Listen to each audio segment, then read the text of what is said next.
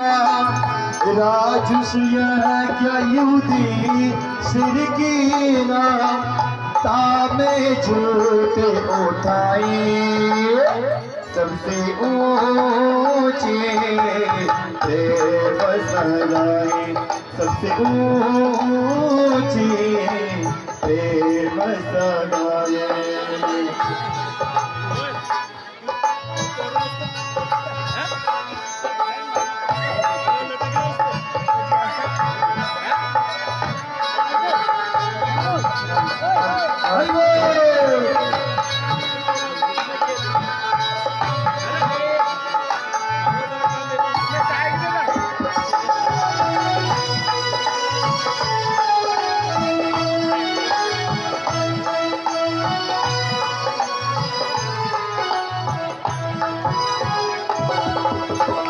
प्रेम के बस पा रथ रथ हाके प्रेम के बस पा रथ रथ हाके बोल गए ठकुराई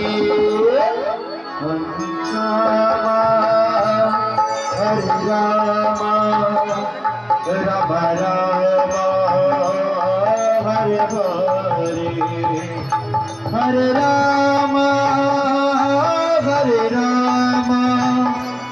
राम राम हरे हरे हरे कृष्ण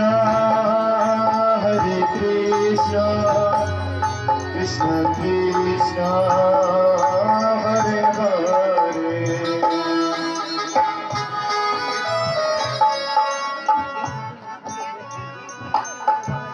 सज्जनों, अभी आपने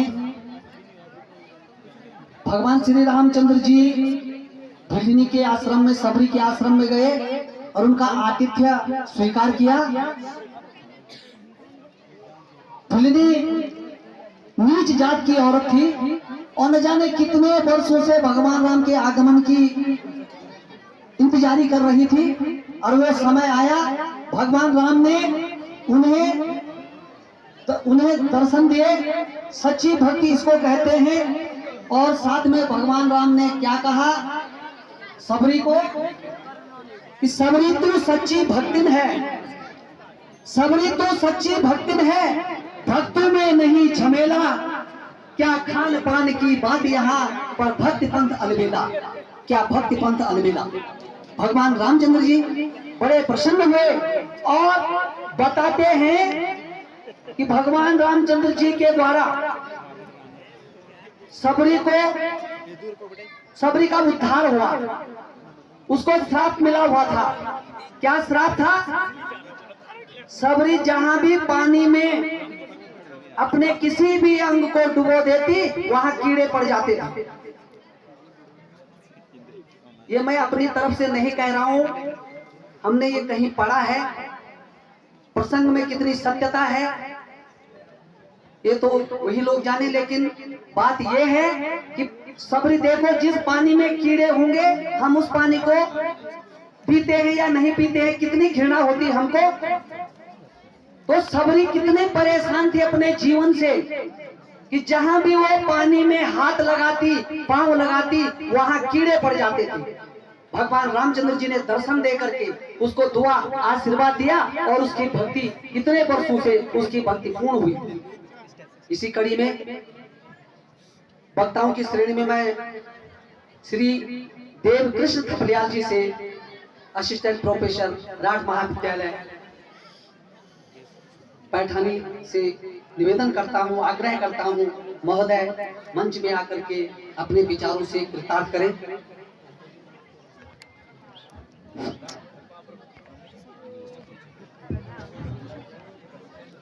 हिमालय की छांव,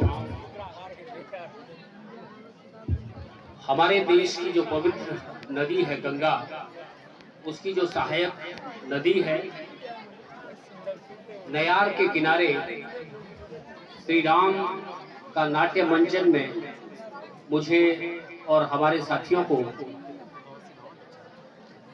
आमंत्रित करना एक गौरवपूर्ण बात है। मैं हृदय से आप सब लोगों का धन्यवाद ज्ञापित करता हूं, जिन्होंने इतने पवित्र कार्य में हमको हमारी जरूरत समझी। मैं जानता हूँ राम पर कहने के लिए मेरे पास कुछ नहीं है। राम आदि पुरुष हैं और भारतीय संस्कृति और भारतीय जनमानस के एक प्रतिबिंब है। और मुझे बड़ी खुशी हो रही है कि अभी तक भी हमारे जिन योद्धाओं ने, मैं श्री जी.एस. रावत जी, श्री नरेंद्र सिंह नेगी जी और ये तमाम जो कलाकार हैं, इनको योद्धा इसलिए कह रहा हूँ, इन्होंने इस संस्कृति को आगे बढ़ाने का काम किया।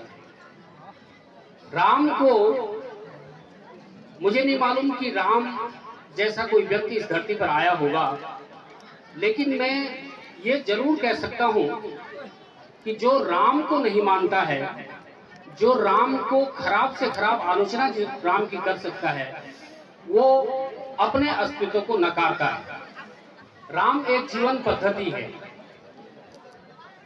हमने सुना है कि राम अयोध्या के राजा थे, लेकिन मैं इस रूप में लेता हूं कि हमारे हृदय के अंदर एक अयोध्या है और एक श्रीलंका है, लंका है।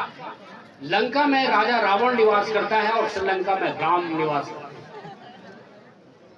ये दो जो स्तंभ हमारे हृदय के अंदर है, हमने लंका का हस्त्र भी देखा और अयोध्या की विजयश्री भी देखी है।